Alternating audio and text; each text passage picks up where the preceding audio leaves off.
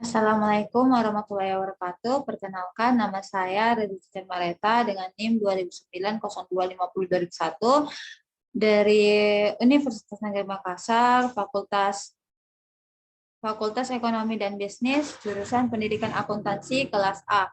Pada kesempatan kali ini saya akan membuat video tentang UAS saya, yaitu mata kuliah budgeting atau penganggaran, di mana saya disuruh membuat video dengan menjelaskan dua soal esai dan tugas ke-14. Baiklah, tanpa memanjangkan waktu lagi, saya akan menjelaskan terlebih dahulu yaitu dua soal esai. Esai yang pertama itu pendidikan adalah hak setiap warga negara. Penyelenggaraan pendidikan merupakan salah satu pelayanan negara kepada warganya yang bertujuan untuk mencerdaskan mereka. Pendidikan merupakan hal penting yang harus diperhatikan negara. Pendidikan merupakan cara formal yang dilakukan negara untuk mencerdaskan warga, sehingga akan dihasilkan sumber daya manusia yang memiliki daya saing. Dari proses pendidikan akan lahir para intelektual, politis, ilmuwan, negarawan, guru, dan profesi. Pertanyaannya yaitu jelaskan jawaban Anda tentang pernyataan tersebut. Menurut saya, pendidikan merupakan hak asasi setiap manusia. Setiap warga negara berhak mendapatkan pelayanan ini tanpa ada pembatasan, baik dalam akses mereka memperoleh pendidikan maupun tingkat pendidikan yang akan mereka ikuti. Menyelenggarakan pendidikan berarti negara harus menyediakan tempat atau sekolah, pendidik, sarana, dan prasarana sehingga kegiatan belajar mengajar tersebut bisa berjalan. Karena itu, mendidik warganya menjadi cerdas, menguasai ilmu pengetahuan dan teknologi merupakan investasi negara, sehingga negara akan memiliki sumber daya manusia yang berkualitas untuk mengeksplorasi sumber daya alam yang ada. Tidak perlu lagi mengundang negara asing untuk mengeksplorasi sumber daya alam yang ada. Dengan maksudnya itu, kita sebagai mahasiswa bisa juga dengan adanya kita bisa mengeksplorasi alam kita, bukan hanya dengan kita mengundang orang asing ke Indonesia untuk mengekspor alam kita. Baik, selanjutnya esai yang kedua, yaitu setiap orang mempunyai kesempatan yang sama untuk memperoleh pendidikan. Kesempatan memperoleh pendidikan tersebut tidak dapat dibedakan menurut jenis kelamin, status sosial, ekonomi, agama, maupun letak geografis. Pertanyaannya, bagaimana menurut Anda? Jelaskan jawaban Anda. Menurut saya, bila dilihat dari definisinya, hak merupakan suatu kuasa untuk menerima segala sesuatu yang sudah semestinya diterima oleh dirinya.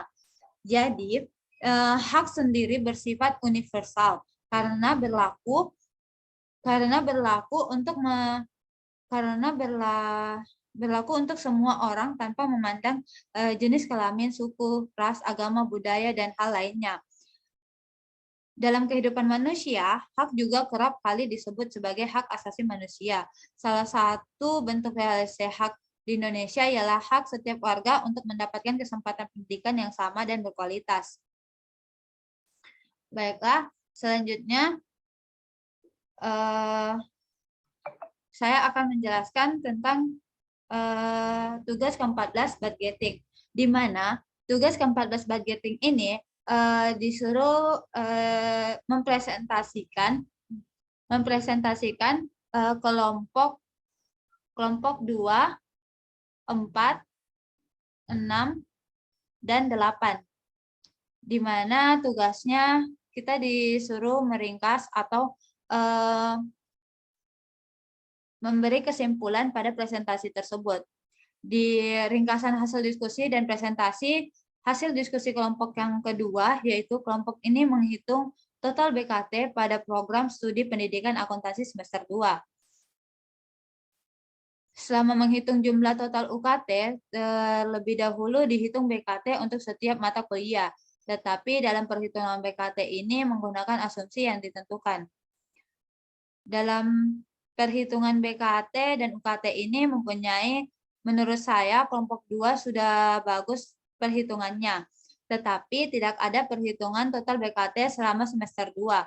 Serta ada sedikit yang keliru dalam perhitungan biaya intensif dosen. Karena yang saya amati dari presentasi tadi, semua biaya intensif dosen yang untuk semua mata kuliah rata 750.000.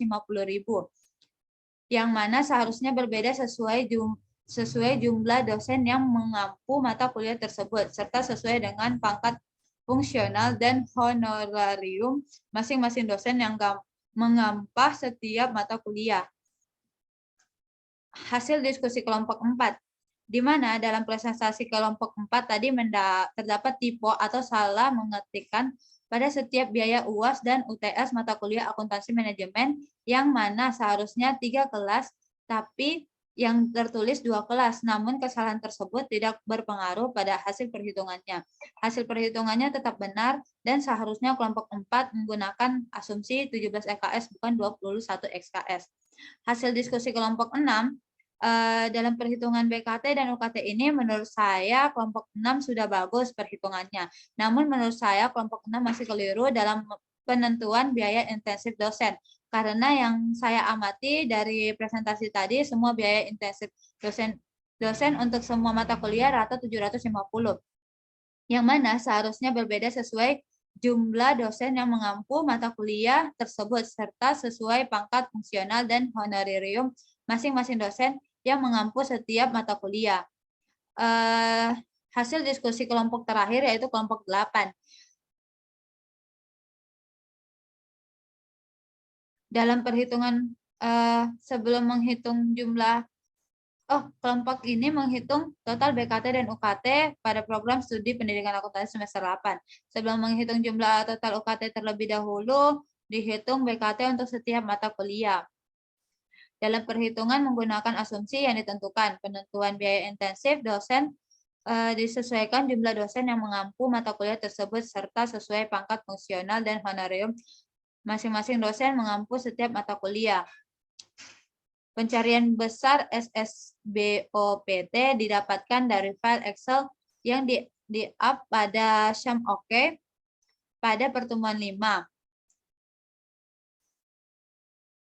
Setelah total BKT, maka dapat dihitung besaran UKT per tahun atau per semester sebagai berikut. BKT total yaitu 47.714.368 rupiah.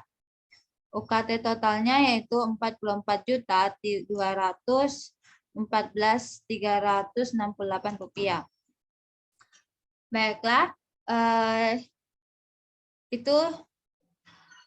sekian dari video saya. Lebih dan kurangnya mohon dimaafkan. Wabillahi taufiq wal hidayah. Wassalamualaikum warahmatullahi wabarakatuh.